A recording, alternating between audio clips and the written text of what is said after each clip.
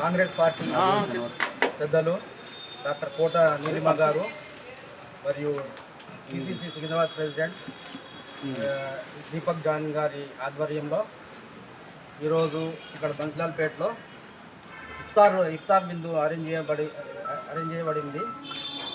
Congress party secular party అన్ని మతాలను, అన్ని రిలీజియన్స్ను, అది ఇస్లాం కానీ, క్రిస్టియానిటీ కానీ, హిందూయిజం కానీ, సిక్కిజం కానీ అన్ని మతాల ప్రజలను అందరినీ కలుపుకొని డెవలప్మెంట్లో కానీ వెల్ఫేర్ మెజర్స్లో కానీ సమానంగా చూస్తుంది, సమానంగా ట్రీట్ చేస్తుంది.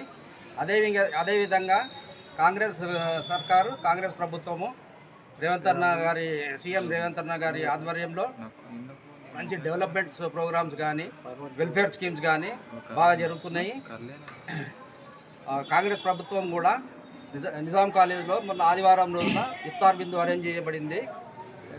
అక్కడికి అందరు పోలేరు కాబట్టి బన్స్లాల్పేట్ ప్రజలు, బన్స్లాల్పేట్లో ఉన్న ముస్లిం సోదరులు వారందరికీ కూడా బస్తీన మేము ఇన్ఫామ్ చేసినాము.